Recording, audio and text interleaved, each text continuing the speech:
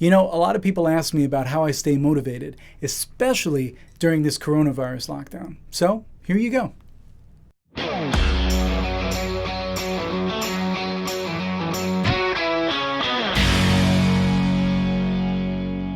For me, staying motivated is all about setting goals. Now, why do I care about hitting these goals so much? That's a great question.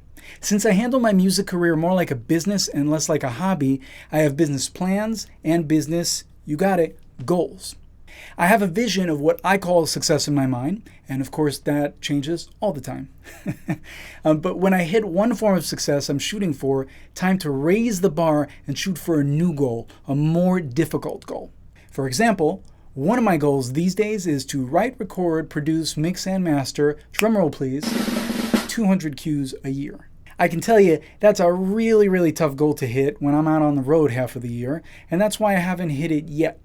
But I know I can, and I'll keep trying until I do, especially with Corona time, because now's the perfect time to hit that goal. Then, maybe my new goal will be 250 tracks a year. Okay, so let me reverse engineer this for you a little so you can see where it all comes from and how it keeps me motivated every day.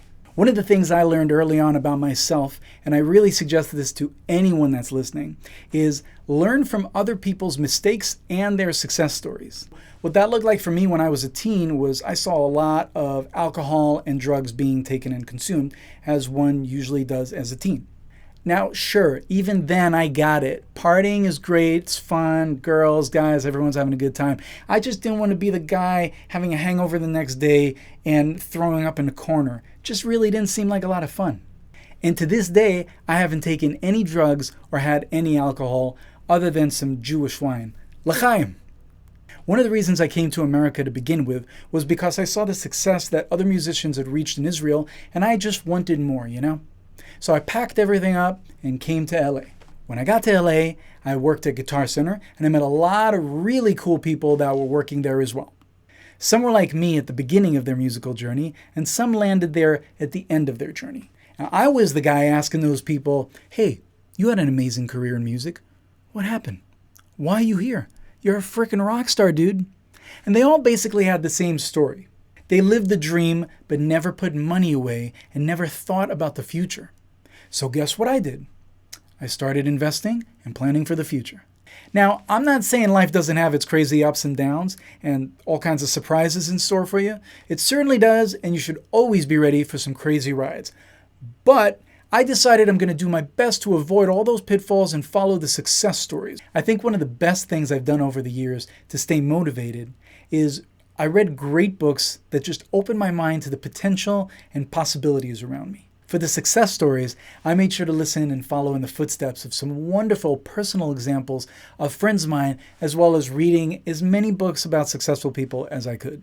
So here we are, it's 2017, I just sold 95% of my catalog, my songs, and I bought some real estate properties. I'm having a conversation with my friend Michael Laskow about some really great success stories he's seen throughout the years at Taxi Music. And what did I do next? I started recording a whole new catalog with the goal of 200 cues a year in mind. Now, the end goal was 1,000 cues in 5 years.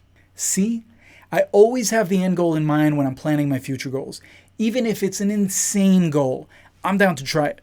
I'm quite confident I won't actually hit that goal in 5 years, but you bet your ass I'm going to be close. I'm definitely going to give it my best shot.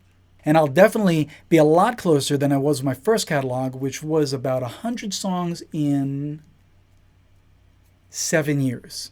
Anyway, here are my takeaways. Number 1, don't be scared to ask people questions.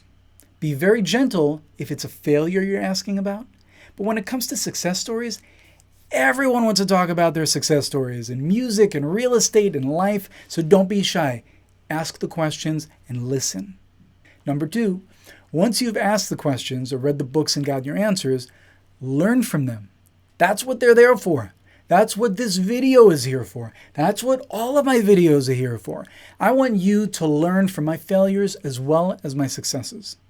Número 3, goals. I've said this before. Make big goals for yourselves, ones you have no idea how you're going to make happen. Think huge.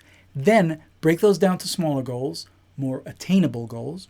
I suggest following the SMART goals philosophy when you're planning these smaller goals. Target a specific area you want to improve in. Your goals should be measurable, like not I want to be rich, but I want to make $500,000 a year. Figure out what actions you can take in order to get to those goals. Make sure your goals are realistic. If you've never, ever written a song, maybe start with 1 or 2 a week instead of 200 a year. And finally, T stands for time bound. Again, take for example, my goal is 200 cues a year, 1,000 cues in 5 years. And by the way, I broke that down to 4 cues a week in my calendar, and I have a number at the end of every month. I have the exact number where I should be so I can see where I am as the year progresses. So you see, unless I fall into some depression or get sick, which of course happens to everyone, including me, but unless that happens, I've got some big goals to hit. Lockdown or no lockdown, I don't have time to feel sorry for myself and watch TV or play video games. Don't get me wrong, I watch TV and enjoy my life, and if you play video games, enjoy yourself. But I have goals to hit every week, and those goals are directly related to the huge goals that I have to hit over time. So I have to do them one day at a time.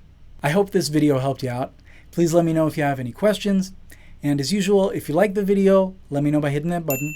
And if you want to see more, hit subscribe and comment. And if you want to buy my robe, just let me know.